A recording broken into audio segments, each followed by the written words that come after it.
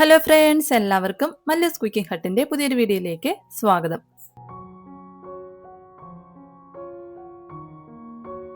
ഓണം സീരീസിലെ ഇന്നത്തെ നമ്മുടെ റെസിപ്പി എന്ന് പറയുന്നത് ക്യാബേജ് തോരനാണ്. അപ്പം നമുക്ക് 10 മിനിറ്റ് മതി ഈ ഒരു ക്യാബേജ് തോരൻ തയ്യാറാക്കി എടുക്കാനായിട്ട്. അപ്പോൾ ഇതെങ്ങനെയാണ് തയ്യാറാക്കി എടുക്കുന്നതെന്നൊന്ന് നോക്കാം. അപ്പം നമ്മുടെ ക്യാബേജ് തോരൻ തയ്യാറാക്കാനായിട്ട് ഞാൻ മുഴുവൻ ക്യാബേജിൽ നിന്ന് പകുതി ക്യാബേജ് ഇതുപോലെ ചെറുതായിട്ടൊന്ന് അരിഞ്ഞെടുത്തിട്ടുണ്ട്.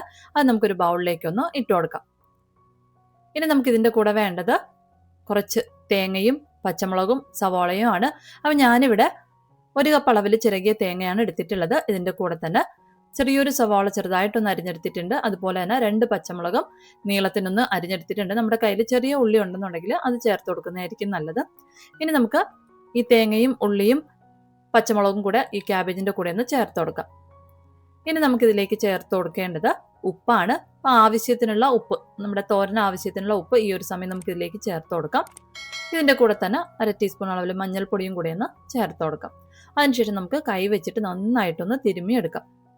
തേങ്ങയും മഞ്ഞൾപ്പൊടിയും ഉപ്പും ക്യാബേജും എല്ലാം നല്ലതുപോലെ ഒന്ന് മിക്സായി വരണം. അതുപോലെ തന്നെ ആ ഒരു പച്ചമുളകിൻ്റെ എരിവൊക്കെ ഈ ഒരു ക്യാബേജിലോട്ടൊന്ന് ഇറങ്ങണം. ആ ഒരു രീതിക്ക് നല്ലതുപോലെ ഒന്ന് തിരുമ്മി എടുക്കാം. അതിനുശേഷം നമുക്കൊരു 5 മിനിറ്റ് ഇതൊന്ന് ഉപ്പൊക്കെ ഒന്ന് പിടിച്ച് വരാൻ വേണ്ടിയിട്ടൊന്ന് മാറ്റി വെക്കാം. അതിനുശേഷം നമുക്ക് ഇതൊന്ന് തയ്യാറാക്കാനായിട്ട് തുടങ്ങാം. അപ്പോൾ അതിനായിട്ട് ഒരു മൺചട്ടി ഒന്ന് ചൂടാകാനായിട്ട് വെച്ചിട്ടുണ്ട്. ഇതിലേക്ക് ആവശ്യത്തിനുള്ള എണ്ണ ഒഴിച്ചു കൊടുക്കാം. ഞാൻ 2 സ്പൂൺ അളവിൽ വെളിച്ചെണ്ണയാണ് ഒഴിച്ചു കൊടുത്തിട്ടുള്ളത്. എണ്ണ ചൂടായി കഴിയുമ്പോഴത്തേക്കും ഇതിലേക്ക് 1/2 ടീസ്പൂൺ അളവിൽ കടുക് ചേർത്ത് കൊടുക്കാം. ഇതിൻ്റെ കൂടെ തന്നെ 2 വറ്റൽ മുളകും 1/2 ടീസ്പൂൺ ഉഴുന്നും കൂടെ ഒന്ന് ചേർത്ത് കൊടുത്തിട്ടുണ്ട്. ഇനി കടുകൊക്കെ ഒന്ന് പൊട്ടി വരുന്ന സമയത്ത് നമുക്കിതിലേക്ക് ഒരു തണ്ട് കറിവേപ്പില കൂടെ ഒന്ന് ചേർത്ത് കൊടുക്കാം.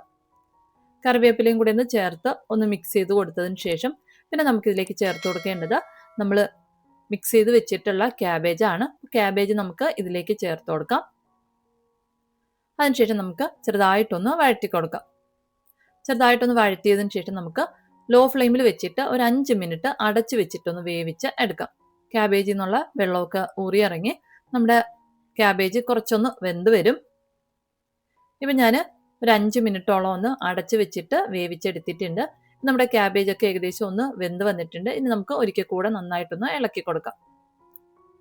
ഇളക്കി കൊടുത്തതിന് ശേഷം നമുക്ക് വീണ്ടും ഒരു 5 മിനിറ്റ് അടച്ചു വെച്ചിട്ടൊന്ന് വേവിച്ച് എടുക്കാം. ഇപ്പം ഞാൻ രണ്ടാമത്തെ പ്രാവശ്യവും ക്യാബേജ് അടച്ചു വെച്ചിട്ടൊന്ന് വേവിച്ചെടുത്തിട്ടുണ്ട്. ഇപ്പം നമ്മുടെ ക്യാബേജ് നല്ലതുപോലെ തന്നെ ഒന്ന് വെന്ത് വന്നിട്ടുണ്ട്. അപ്പോൾ ഇത്രയേ ഉള്ളൂ.